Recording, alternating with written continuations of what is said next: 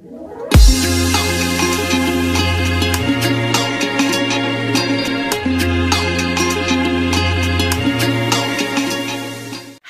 as promised, it is me back with part 2 of the 2 Facts You Should Know story.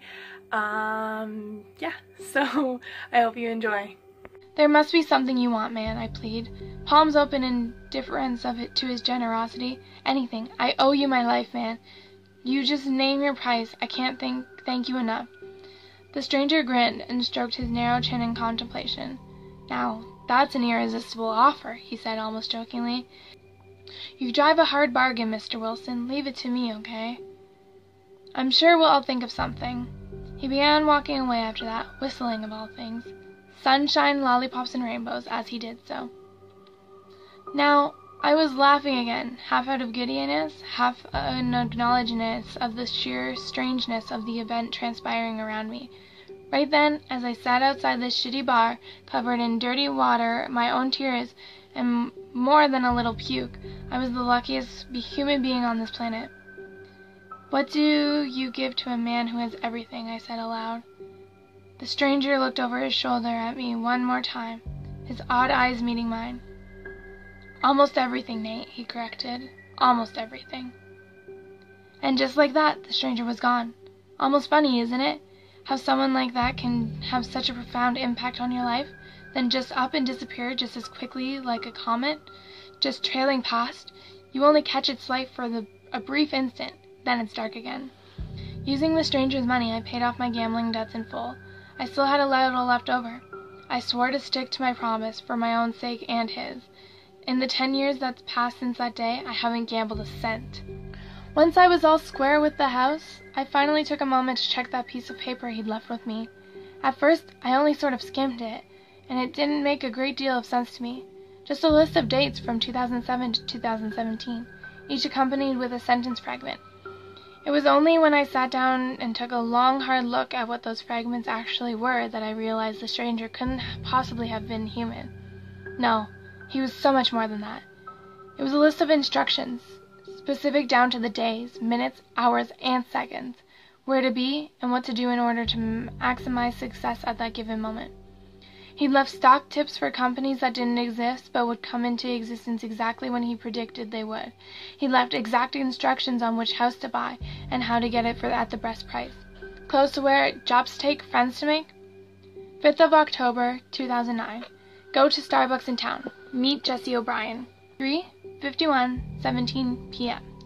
2 years later, Jesse O'Brien became Jesse Wilson. Stranger had even engineered me meeting the love of my goddamn life, precise to the exact second we'd first make eye contact.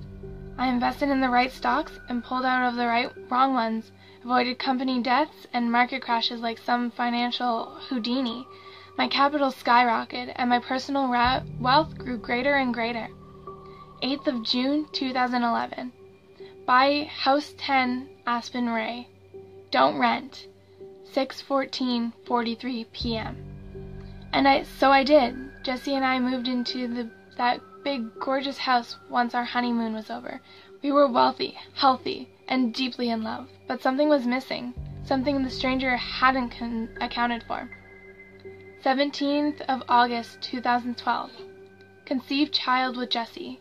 8:31:19 p.m. Our little girl is called April. The stranger picked it, not me. She's 4 now, and I love her with all my heart. The stranger, a man who I'd known for less than an hour, had steered the entire course of my life in the best possible direction.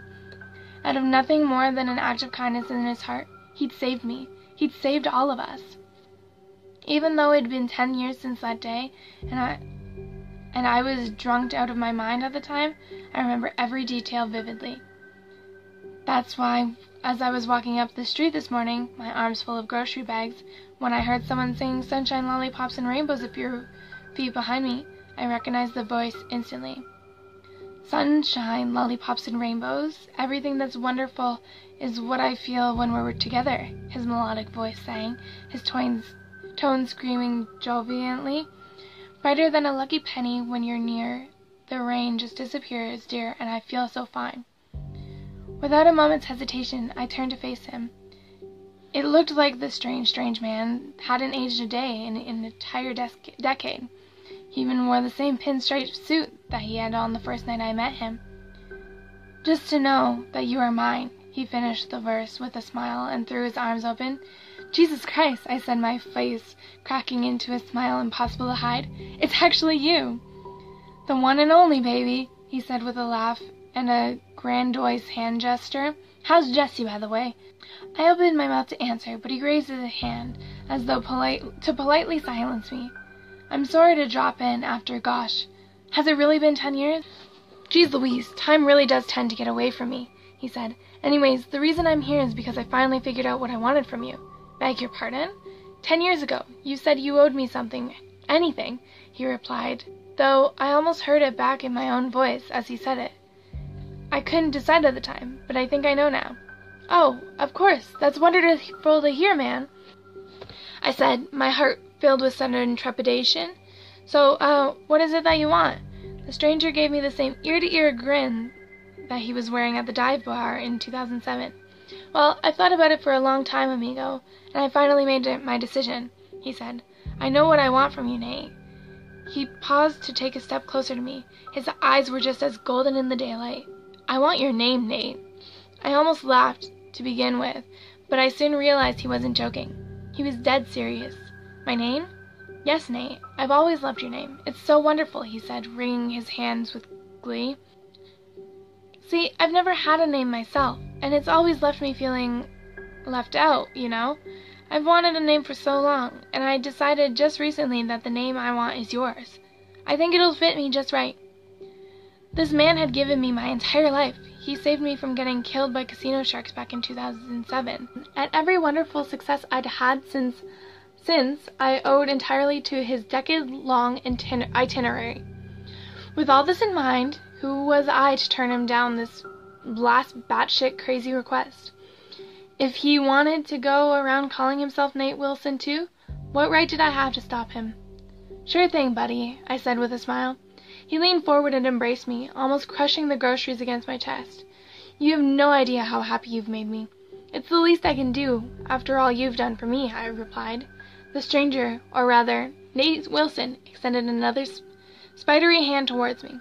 "Let's shake on it," he said, his voice elated. And I did. We went our separate ways after that. I walked home, and he ran off into the city, singing and cackling in mirth.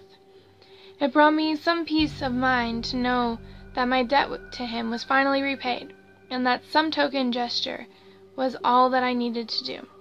When I arrived back at 10 Espen Way, I saw April playing around with her toy lawnmower in the front yard. I smiled and called to her, but she didn't respond. She was too wrapped up in her fictitious duties. I made my way inside with the groceries. Jessie was in the kitchen, cutting up carrots. Sunshine, lollipops, and rainbows blasted out on the radio. Sherry just kept getting weirder and weirder. "Hey, babe," I called to her, putting the groceries on the kitchen table. "You'll never guess who I ran into this morning." Jessie didn't respond. She just carried on chopping and hummed to the tune. "Babe, everything okay?" I asked. Still no response. At this point, I was beginning to get a little worried. With a peculiar heaviness to my every movement, I walked over to Jessie and placed a tentative hand on her shoulder.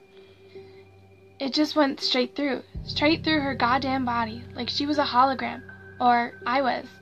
I recoiled with a short, sharp yelp and fell against the kitchen table.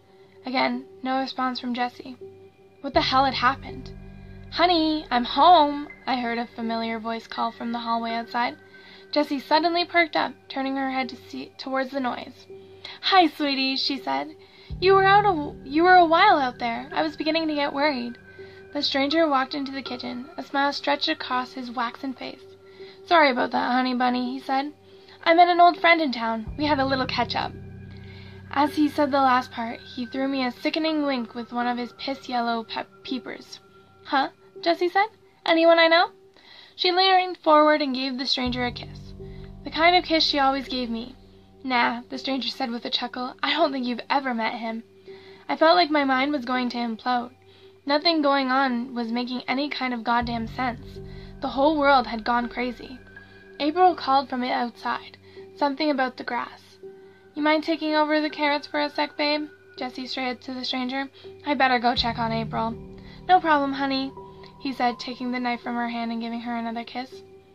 Jessie left the room, leaving just me and the stranger, all alone. I quietly fumed as he chopped the carrots. "What the fuck is going on?" I finally asked him, when I'd gained the modicum of composure required to do so. "What have you done, you crazy fucking weirdo?" He carried on chopping the carrots. His eyes never left the chopping board. "My name is Nate, stranger," he said. "I'd really appreciate it if you called me by it." In my state of fury, I tried to grab him by the shoulder and turn him to face me. I could actually touch him, but he wouldn't budge. It was like trying to move a mountain. "That's my name, and this is my house, and that's my wife," I said to him, raging confusion rendering in my voice a crackly mess. "I want you to get out of here and out of my life." The stranger chuckled. "See, that's where you're wrong, Slick. All that changed hands," he said. "This is Nate Wilson's house. Jessie is Nate Wilson's wife, and this is Nate Wilson's life. And, by terms of our recent deal, I'm Nate Wilson. And you, good buddy, you're nobody." "I won't accept that," I yelled, slamming my hands down onto the countertop. Without another word, Nate Wilson rammed a knife through my hand. There was no pain, no blood. It just phased through as though I no longer even existed. "Word from the wise, stranger. Reality marches on regardless of whether you accept it," he said as I pulled my hand away from the knife. "Everything you have, everything you've tricked yourself into believing you've earned, you got from my instructions. You never owned this life, stranger. You just rented it from me, piece by piece. Now it's mine, and there's not a thing you can do about it." He stuck the knife into the chopping board and turned around to me. "Except, of course, leave and let me and my wife and my daughter get on with our lives. Do you understand, stranger?" I stood in crushing silence for a minute or two. "But can I see them again?" "Sure you can. You can see them any time you like. But only I can see you. Just like up until around an hour ago, only you could see me. Doesn't feel good, does it? Being nobody, being nameless?" The gravity of it all was finally closing in. I fell onto my ass and began to cry. "God, I was so fucking stupid," I said. "How did I fall for all this?" Nate Wilson shrugged and ate a piece of carrot. "Don't blame yourself, buddy," he said. "I was waiting for centuries before I found someone who I could interact with. It isn't your fault you happened to be that person, or that you had such an awesome name at the time. My name. You were only going to waste it, friendo. If I wasn't right there that night, a heavy would have broken your legs the next day. You'd have gotten into painkillers and OD'd a few months later. Nate Wilson becomes gravestone father. What a waste that would have been, huh? But what do I do now?" "What I did, stranger," Nate Wilson said, eating another piece of carrot with undue relish. "Ask around. Find someone you can talk to. Might be this afternoon. Who knows? Sure, could be a week, month, year, decade, century. But I'm an eternal optimist." "A century?" I said, trying to ebb the stream of tears flowing out of me. "I can't wait that long. You'd be surprised, pal. Patience is something you'll learn, being nameless. When you finally do manage to wrangle yourself a name, you'll appreciate it a little more this time. You'll make something of yourself. Fact the second. If a deal seems too good to be true, it is." "So, is that it?" I asked. "Is that all you have for me?" Nate Wilson nodded. "I'm afraid so, good buddy," he said. "But you seem like a nice enough guy. I'm sure you'll find something out. You can always depend on the kindness of strangers, don't you know?" As the man who had stolen my entire existence carried on hacking vegetables, I left the room, walking out of the kitchen, through the hallway, then out of the house entirely. I stole one last look of April and Jessie. His family, playing out on the lawn, totally carefree, all smiles. They'd never even know I was gone. Perhaps it was better this way. No heartache. I whispered a goodbye that they'd never hear, and closed my eyes in a pointless attempt to shut off the tears I knew would be coming either way. I set off into the city after that, walking alone, in search of something, hell, anything to call myself. And that was that. The story of my unnaming. Perhaps Nate was right. Perhaps it was his life all along. Perhaps he'll live it better, live it kinder. He might be a better father, a better husband, a better Nate. I don't feel so attached to that name anymore. But if you know all this now, that means one good thing. You can read what I'm writing. If you can read my words, perhaps you can hear them. And if you can hear them, perhaps you can reply. If so, I hope to hear from you soon. We have a lot to talk about, you and I, a lot to discuss. I think I can do a great thing for you, dear reader, dear friend. I'll help you out of any bind you need, and I'll barely ask anything in return. Barely anything at all. I am shook again. I was not expecting that. When he took his name, I was like, what the actual heck? And then I thought, okay, maybe they'll just have the same name, you know, but there's always going to be a trick, like, and he's just nameless. And now, at the end of the story, apparently he's looking for someone's name to take. Can't have mine, buddy. Yeah, but that was actually so interesting. I don't understand how people write these things. Like, what? They're just so creepy, but at the same time interesting and intriguing. Yeah, but like, what the even heck? I'm actually so baffled. Yeah, but I hope you guys enjoyed this video. Sorry it's a bit long, but it was a really long story. Make sure you leave this video a like, and leave a comment of a story you would like to see me read in the future. Follow me on all my social media sites, and I will see you guys very soon. Until next time, guys. Bye!